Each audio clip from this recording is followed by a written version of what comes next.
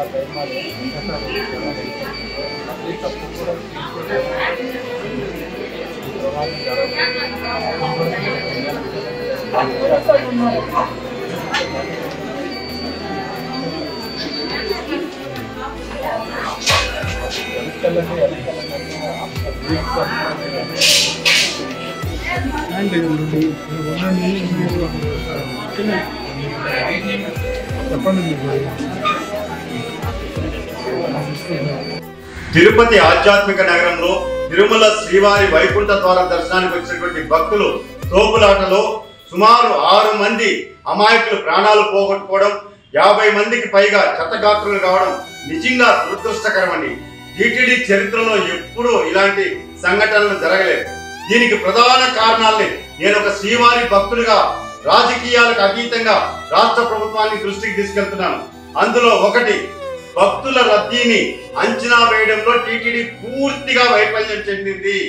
రెండవది, టీటీడీ ధర్మకర్తల మండలికి, టీటీడీలోని ఉన్నతాధికారులకి, పోలీస్ అధికారులకి సమన్వయం లేదు. సమన్వయ లోపంతో భక్తుల ప్రాణాలు గాలిలో కలిసిపోయాయి. అదేవిధంగా ఈరోజు గతంలో నడిచొచ్చే భక్తులకి ప్రతిసారి కూడా వైకుంఠ ఏకాదశి, ద్వాదశికి, గోవిందమాల భక్తులకి నడిచెళ్తారు కాబట్టి వాళ్ళకి ప్రాధాన్యత కల్పించేవాళ్ళు. ఈసారి నడిచొచ్చే భక్తులకి ఎటువంటి టోకన్లు ఇవ్వము అని చెప్పడంతో తమిళనాడు నుంచి, కర్ణాటక నుంచి, తెలంగాణ నుంచి కాకుండా తిరుపతిలోని స్థానికులంతా కూడా మనం నడిచిపోతే శ్రీవారి మెట్టు అలిపిరి మార్గంలో టోకన్లు దొరకవు అన్నటువంటి బాధతో ఎక్కడైతే కౌంటర్లు ఉన్నాయో 9 సెంటర్లు ఆడ మధ్యాహ్నం 2 గంటలకే వచ్చి కూర్చునేశారండి. ఈ విషయం స్పష్టంగా పోలీసులందరికీ తెలుసు. మరి మీరు ఎందుకు నిన్న మధ్యాహ్నం కూర్చుంటే 2 గంటలకి ఎందుకు అయ్యా, గురువారం ఉదయం 5 గంటలకి టీటీడీ అధికారులు టోకన్లు ఇస్తారు కాబట్టి ఇప్పటి నుంచి ఎవరు రోడ్ల మీద ఉండొద్దండి అని అక్కడి నుంచి కానీ భక్తుల్ని పంపించేస్తుంటే ఈ రోజు ఈ దుర్ఘటన జరిగి ఉండేది కాదు. నిన్న మధ్యాహ్నమే చూసామండి. మధ్యాహ్నం 2 గంటలకి గంటకి భక్తుల సంఖ్య ప్రతి సెంటర్ లో పెరుగుతా ఉంది. అది అధికారులు కూడా చూస్తున్నారు. కానీ నిమ్మకు నీరెత్తినట్లు వ్యవహరించారు. అదే విధంగా ఈ రోజు తిరుపతిలో ఉన్నటువంటి కేంద్రాల్లో మీరు చూసినట్లయితే కనీస మౌలిక సదుపాయాలన్నీ ఏర్పాటు చేశారు టీటీడీ అధికారులు.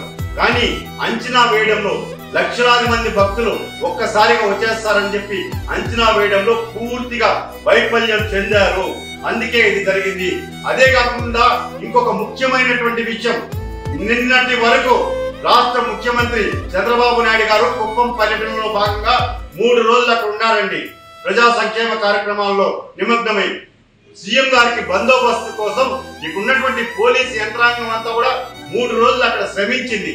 వాళ్ళు నిన్న మధ్యాహ్నం తిరిగి తిరుపతికి వచ్చిన వెంటనే మళ్ళా వాళ్ళని తిరుపతిలో ఈ 9 సెంటర్లలో 90 కౌంటర్లలో డ్యూటీలు వేసేసాం వెళ్ళండి అంటే వాళ్ళు ఏ విధంగా, పోలీసులు కూడా వాళ్ళు కూడా మనుషులే కదండి, వాళ్ళు కూడా శరీరం సహకరించాలి కదండి.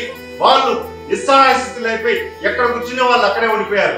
ఉన్నతాధికారులు మాత్రం అంత మానిటరింగ్ చేస్తున్నామని చెప్పి వాళ్ళు తప్పించుకునేశారు. ఈ రోజు కొండపైన ఎక్కువ మంది సిబ్బందిని పైకి పంపించేశారు. ఆల్రెడీ కొండపైన టీటీడీ ఉంది, విజిలెన్స్ ఉంది, పోలీస్ ఉంది, ఆక్టోపస్ ఉంది, అన్ని కేంద్ర బలగాలన్నీ ఉన్నాయి. మరి బలమైనటువంటి ఎక్కువ బలగాల్ని ఇక్కడ మీరు తిరుపతిలో మోహరించుంటే ఈ ప్రమాదం జరిగి ఉండడానికి ఆస్కారమే లేదు. నేను ఒకటే చెప్తున్నాను, దయచేసి శ్రీవారి భక్తులు ఎవ్వరు కూడా తొందరపడద్దండి. ఈ సంఘటన చాలా బాధాకరం, హృదయ విదారకం, ఎప్పుడూ జరగలేదండి. ఇది నిజంగా దీనికి బాధ్యులైన వారిపైన శాఖాపరమైనటువంటి చర్యలు కఠినంగా తీసుకోవాలని చెప్పి నేను ఒక శ్రీవారి భక్తుడిగా డిమాండ్ చేస్తున్నా. ఎవరైతే ప్రాణాలు కోల్పోయారో వాళ్ళకి ఎక్స్ గ్రేషియా ప్రకటించాలి టీటీడీ రాష్ట్ర ప్రభుత్వం. అదే విధంగా ఎవరైతే క్షతగాత్రులయ్యారో వాళ్ళకి సంపూర్ణ వైద్యం అందించి కోలుకునేలా చర్యలు చేపట్టాలని చెప్పని నేను డిమాండ్ చేస్తున్నాను. ఈరోజు ఏకాదశి, ద్వాదశి ఈ 2 రోజులకి ఖచ్చితంగా భక్తులు పోటెత్తుతారని తెలుసండి. మీరు 10 రోజులు పెట్టినా 20 రోజులు పెట్టినా ప్రజలకు ఒకే మైండ్ సెట్, ఏకాదశి ద్వాదశి రోజు మనం దర్శనం చేసుకోవాలనేది. కాబట్టి మీరు నడిచి వెళ్లే భక్తులకి కానీ శ్రీవారి మెట్లు అలిపిరి మార్గంలో కానీ టోకన్లు ఇచ్చి ఉంటే ఈ పరిస్థితి వచ్చేది కాదు. ఇప్పుడు ఈ సంఘటనకంతా ఎవరిని బాధ్యులు చేస్తారు? నేను ఒకటే శ్రీవారి భక్తులుగా డిమాండ్ చేస్తున్నా. హైదరాబాద్ లో ఒక థియేటర్ లో ఒక సంఘటన జరిగితే వాళ్ళందరినీ కూడా నాన్ బెయిలబుల్ కేసులు పెట్టి అరెస్ట్ చేశారు. మరి ఈ రోజు 6 మంది చనిపోయారు. అమాయక శ్రీవారి భక్తులకు కుటుంబాలకి ఎవరు భరోసా ఇస్తారు? ఎవరి మీద శాఖాపరమైనటువంటి చర్యలు తీసుకుంటారని చెప్పని ఈ రోజు కోట్లాది మంది హిందువులు భక్తులంతా కూడా ప్రశ్నిస్తున్నారు. మమ్మల్ని అంతా కూడా అడుగుతున్నారు, ఎందుకు మీరు మౌనంగా ఉంటున్నారని చెప్పి. నేను ఒకటే చెప్తున్నా, రాజకీయాలతో పని లేదు, రాజకీయాలు అవసరం లేదు. శ్రీవారి భక్తుడిగా, స్థానికుడిగా వెంకటేశ్వర స్వామి భక్తులు చనిపోయిన దానికి నా ప్రగాఢ సానుభూతిని, వాళ్ళ కుటుంబానికి మనోధైర్యాన్ని కల్పించాలని చెప్పని వారికి సపర్యలు అన్ని కూడా టీటీడీ చేసే వరకు నేను ప్రశ్నిస్తూనే ఉంటాను. నేరుగా కలిసి వాళ్ళని నిలదీస్తానని చెప్పి కూడా హెచ్చరిస్తున్నానండి.